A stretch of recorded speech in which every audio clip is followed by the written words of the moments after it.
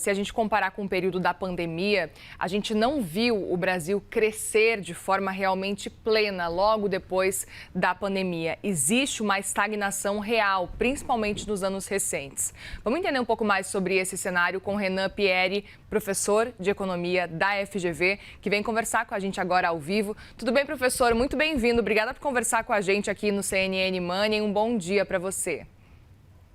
Bom dia, é um prazer estar aqui.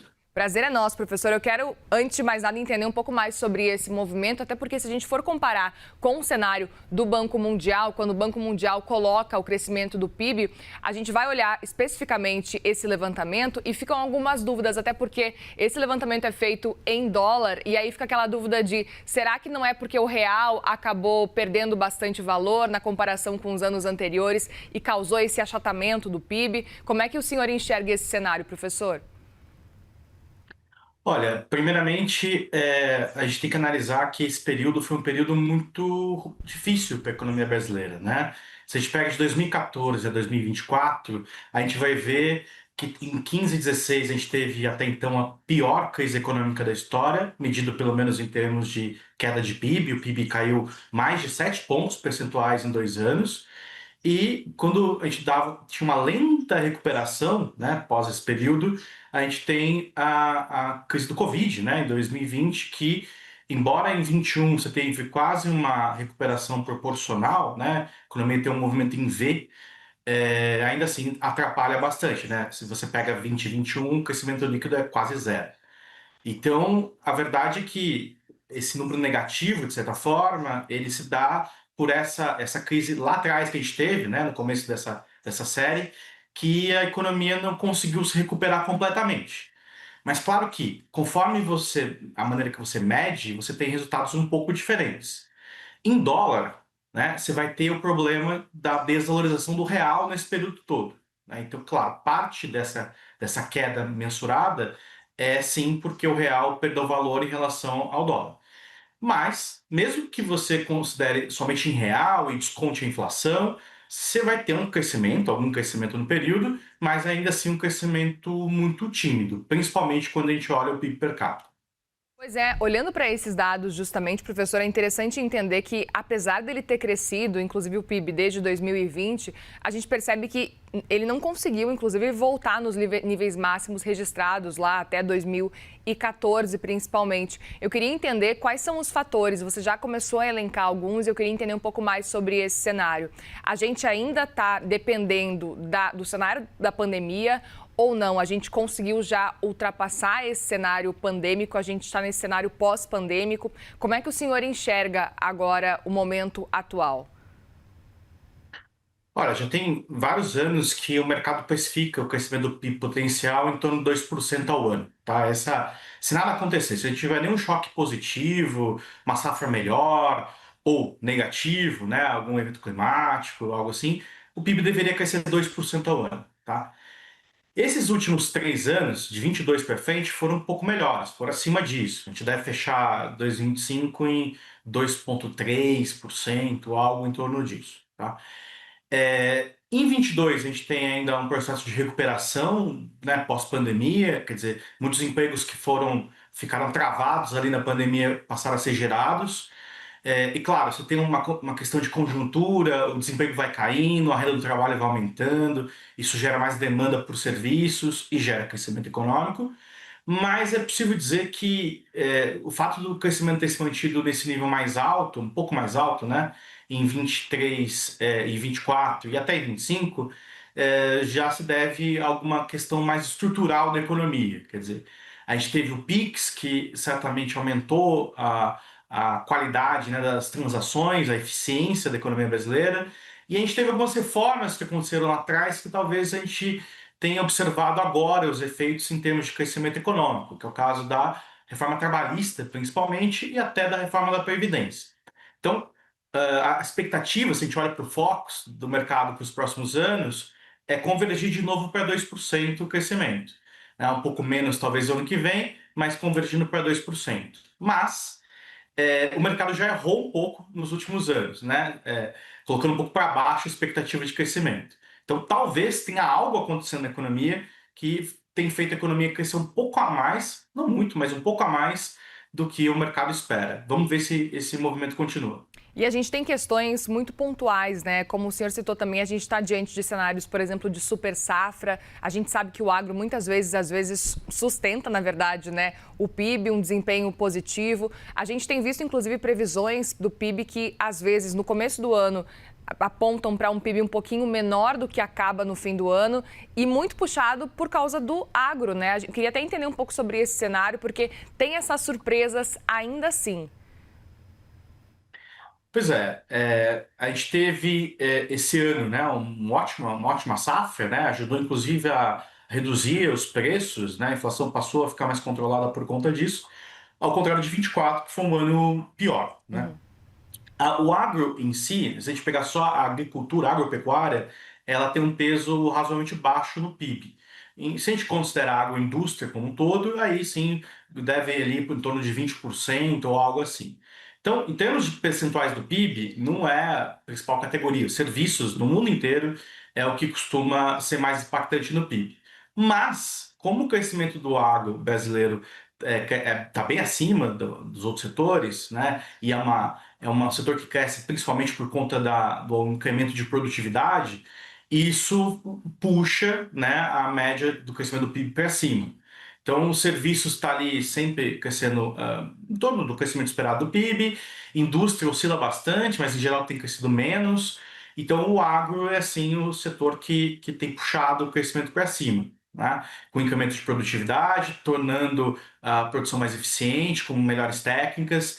Só que tem uma questão climática que importa aqui, né? Quer dizer, anos em que a gente dá um pouco mais de sorte, isso tem um incremento maior no PIB.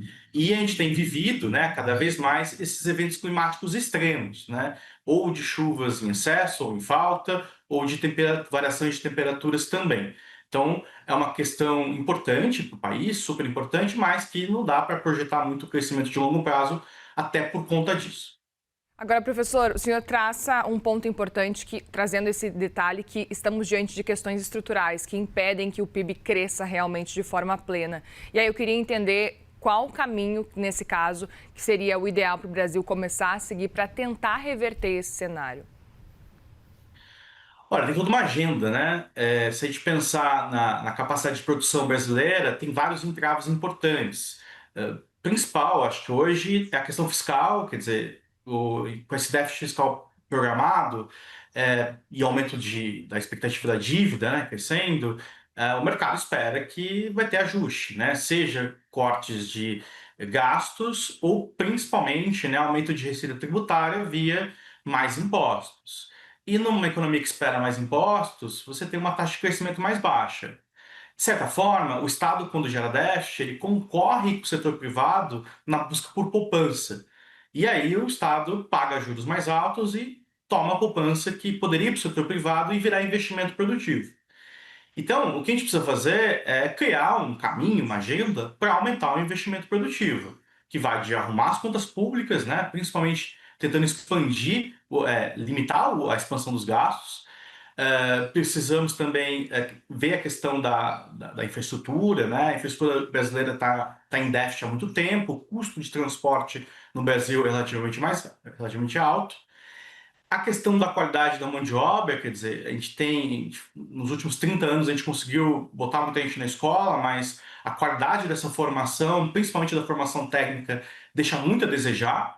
Isso fica evidente agora que a gente tem um período de desemprego baixo e as empresas têm muita dificuldade de encontrar mão de obra minimamente qualificada, né? Muitas empresas criam seus próprios programas de treinamento, que é muito custoso, né? E pensar também numa abertura maior para a economia internacional. O Brasil tem uma série de vocações, né, que podem servir bem ao mercado internacional, mas ainda é uma economia que se fecha bastante. Então, tem todo um caminho a seguir, ser destravado para a gente conseguir investir mais, aumentar a eficiência da economia e nos inserirmos mais no contexto internacional. Perfeito. E até aproveito para te perguntar, porque a gente teve no dia de ontem divulgação de resultados com relação especificamente ao mês de novembro, que mostram também um cenário do governo central, especificamente mostrando um déficit que não estava previsto, um déficit que veio um pouquinho maior, inclusive. Apesar disso, a gente viu, inclusive, o Rogério Seron, secretário do Tesouro, falando, olha, vai ser possível cumprir a meta porque estão prevendo um superávit para dezembro. Como é que o senhor enxerga também agora, olhando especificamente esse cenário das contas públicas para esse ano? Olha, é muito preocupante, né? A gente sabe que hoje, né, o percentual do orçamento que não é despesa obrigatória, né, está em torno de 3%, varia um pouco de ano para ano, né? E a expectativa é que em 27 já a gente já não tenha dinheiro nem para cumprir as despesas obrigatórias, basicamente pagamento de salários de ativos, trabalhadores públicos ativos e inativos, né? Então, isso é muito preocupante. A gente sabe que o ajuste terá que vir de um jeito ou de outro, né? O ideal é que seja feito num consenso criado na classe política, né, em torno de ajustar os gastos, principalmente limitar esses gastos. Porque se não for feito assim, vai ser feito via inflação ou algo muito pior para a economia. Acho que falta esse tema entrar de maneira mais contundente na agenda. Veja, o que preocupa não é só a dívida, né? O aumento da dívida está comprado, né? Vai acontecer, e isso é muito ruim, porque os investidores exigem um prêmio de risco para comprar papéis do Tesouro, né? E isso faz com que a Selic vá para os 15% que está hoje, que é uma taxa. Quando a gente conversa com alguém no exterior, né, sobre a situação brasileira, eles perguntam, mas como é que vocês conseguem investir ainda, né, com mais de 10% de juros real no país, né? Então, é um entrave importantíssimo para a economia brasileira. Mas, né, o que a gente precisa mesmo, né, é discutir a questão desse déficit estrutural. Quer dizer, o jeito que está montado, os gastos crescem ano a ano, independentemente de ter aumento de receita, e a receita oscila. A gente aprendeu com o tempo, né, coisa que a gente não sabia 30 anos atrás, que o país pode ficar muito tempo crescendo menos de 3%. Então, obviamente, a receita pode encurtar e o gasto vai subir mesmo assim. Isso cria uma pressão, né, sobre o orçamento e uma pressão sobre a sociedade, né, que é muito grande. Então, é preciso ter uma agenda um pouco mais ativa nesse sentido. Quer dizer, por mais que o governo esteja batendo as metas agora do novo arcabouço fiscal, isso tem sido demonstrado insuficiente para assegurar o crescimento da dívida.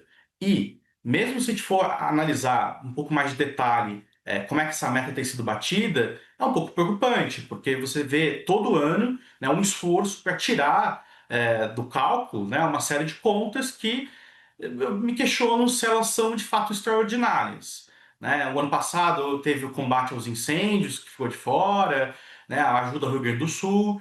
Esse ano você já teve outros eventos, né, que também ficaram de fora, que é, eventos climáticos extremos, a gente vive um contexto que eles vão acontecer sempre, né? Só não sabe aonde, infelizmente.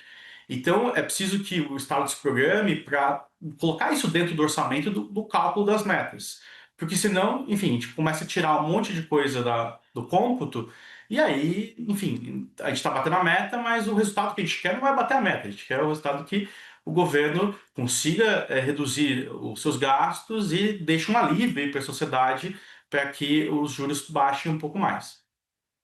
Senhor, aproveito também para te perguntar, diante desse cenário, quais são as chances, como é que o senhor enxerga o cenário atual brasileiro e talvez esse cenário se revertendo ou tentando aí melhorar as contas públicas, porque a gente sabe que 2026, que já está aí logo, está batendo na porta já, é um ano eleitoral, a tendência é de que não existam cortes de gastos, ainda mais por ser um ano eleitoral, mas levando em consideração também que, como a gente tem acompanhado, corte de gastos tem sido difícil, um movimento difícil de acontecer neste último governo, que a gente percebe é uma busca incessante por um aumento de arrecadação por parte do governo federal. E aí queria aproveitar, inclusive, para te perguntar com relação a mudanças, porque a gente tem, inclusive, previsão de que o próprio ministro da Fazenda, Haddad, já em fevereiro, deixe o cargo para acompanhar a campanha do presidente Lula à reeleição. Portanto, essas movimentações, o que esperar diante disso e como é que fica essa preocupação com questões fiscais e contas públicas?